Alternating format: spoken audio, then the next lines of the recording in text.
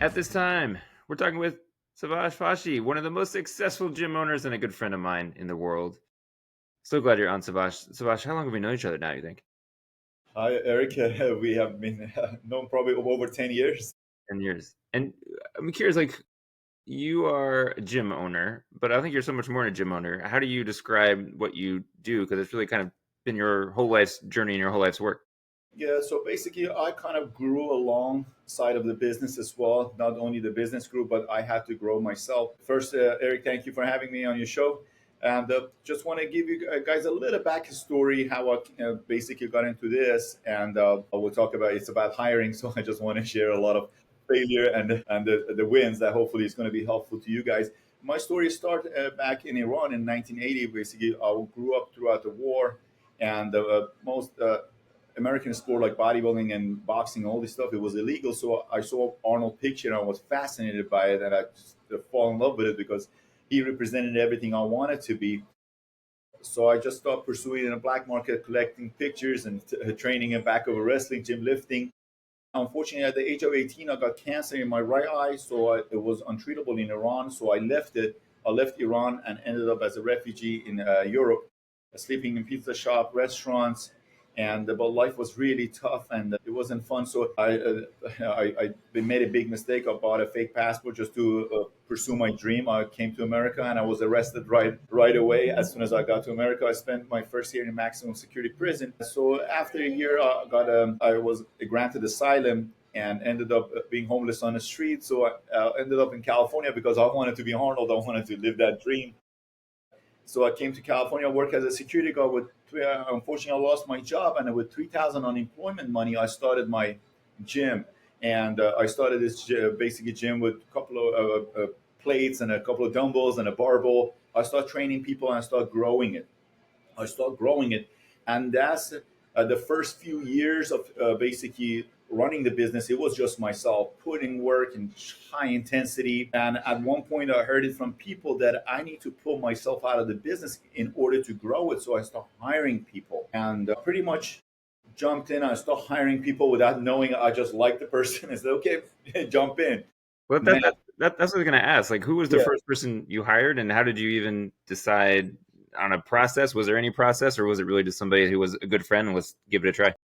Absolutely no process, Eric. Actually, my first one was very lucky. I got very lucky. I have someone that you know very well, Perry. So he was actually passing by the gym, and he started working. He started training at the gym, and he got amazing result. And he was very dedicated to his training. So I liked his attitude, and he was working a job that it wasn't good. He got him ready for a show, and his boss wasn't giving him a break to go compete, and I got really upset. And I said, you know what, just come work here. I'll pay you the same amount of as him. He was just stocking stuff at the shop. So I got really lucky with him, and I thought, okay, that's it. That's what's going to happen with everybody else. So I start adding people, and most of the time I went based on my gut feeling, without any structure, stuff like that. So that was a big mistake. Not because they were failing, I was failing them because I did not have it clear. What do I want exactly from them? My expectation and everything was kind of,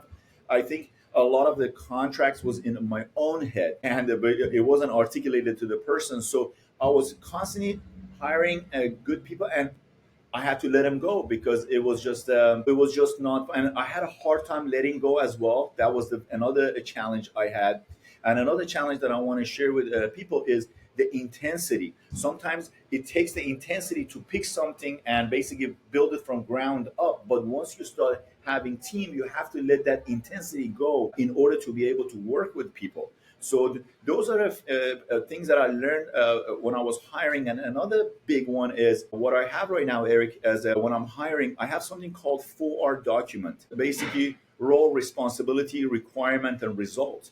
So I articulate exactly what do I want from this person and how do I come up with this list. So how do you come up with this list?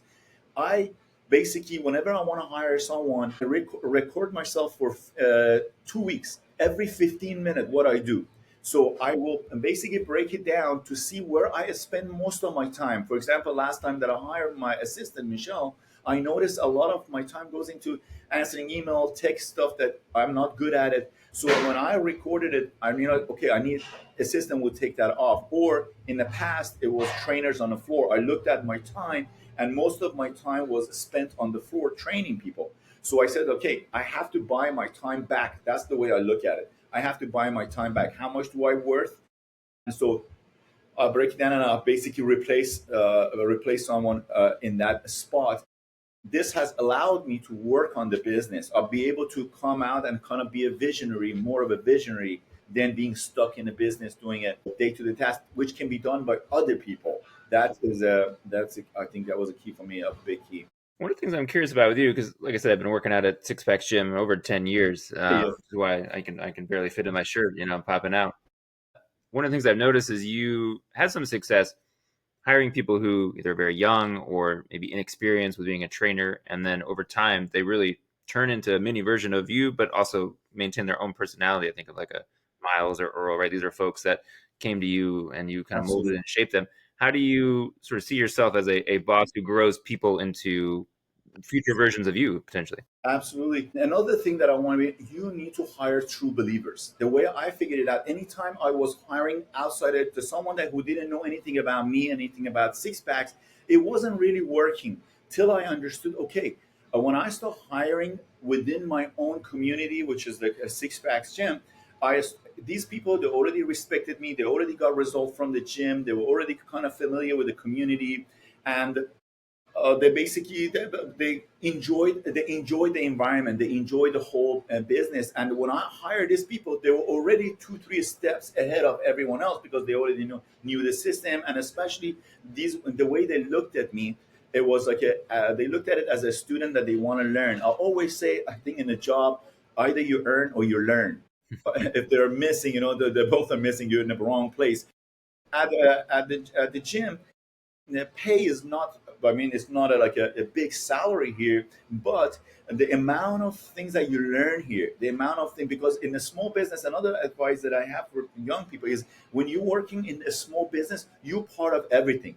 But when you're working in a big corporation, you're just doing one thing for you part of it, yeah, just a small part of that machine. But here you basically learn customer service, sales, how to do train people, the whole 9 yard, and I'm here to teach them the hands-on. So I have been able to attract true believers, and I think that's the key here. One of the things I appreciate about you too is you've learned a lot about how to sell yourself, sell your story in a good way, not to sell like in terms of money Correct. only, but just to get the word out about what you believe deeply in. And when people are looking for jobs, in many ways, you're trying to sell yourself. You're trying to convince someone to take a chance on you. How do you think through getting your story out or building the brand of you or the brand of the gym? Absolutely. So I would say write it down. You need to be consistent. And I believe in consistency. As you know, Eric, you've been around me. I believe in consistency on every single thing, not just training, dieting, no, even consistency of the story. So, and messaging. This is a messaging. I don't call it a story to myself. I call it a messaging. I want my message to be consistent everywhere so I don't confuse, first of all, myself and the audience that are listening. So I would say sit down. Well, for example, myself, I'm going to show this off to this small gym Yeah, because I nice. wrote this book through COVID when the gym was closed. Actually, I sat in a garage and I kept writing everything that basically my story and how I built this gym.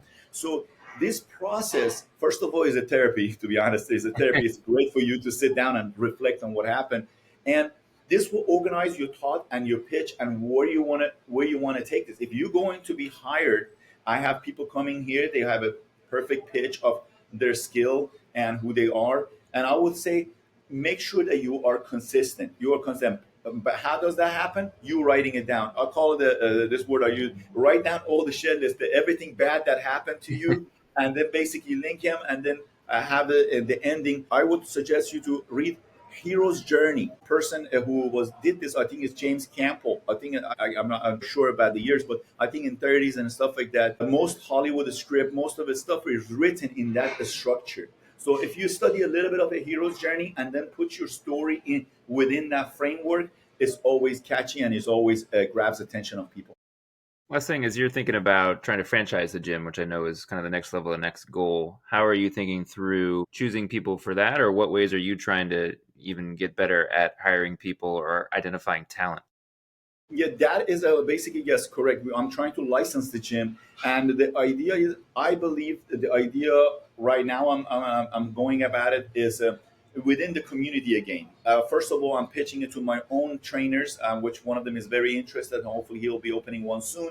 And within the community of Six Packs, there are people that are already seeing the success of this gym. They're around this gym, so there are a bunch of people who are very interested. I believe this is the best way to go for me right now, because opening it to these people, I can help them. Again, they are a true believer in what I do. And I believe if I get two, three of them doing it and it becomes success, then I can use that success story to pitch it to other people. And that's my approach right now. But again, I want to tell this to the audience that a lot of time at the beginning you have an idea, but along the way things will change. For example, when I opened Six Pack Gym, I thought this is going to be the most hardcore bodybuilding gym in the world. But now when I'm looking around myself, I'm surrounded with busy professionals like Eric. So to be honest, I'm loving it a lot more than my original thought. So at the beginning, remember, it will guide you. The business, the life, your calling will guide you to where you're supposed to go. Yeah. So if people want to find the gym, if people want to work out with you, what's the way to do that? The best way, basically, the name, you can see it on my shirt, SixPax Gym. Anywhere you go, if you put SixPax Gym, I'm pretty sure it'll pop up. But the biggest support would be getting my book and reading, and hopefully that will inspire you. Bigresult.com, which is free. You can go to the website, name of the book, and get a free one. Free All book. right. Sounds good. We'll put the info in the episode description. Thanks, everyone, for listening to this episode. Thanks, Siavash, for coming on. And catch all the places you get your podcast, audio-wise, Spotify, SoundCloud, Apple Podcasts. We're everywhere. And then now, stunning 4K for Siavash's mustache and my giant muscles from SixPax Gym. You can see us on YouTube. Check us out there. And until next time, catch you soon.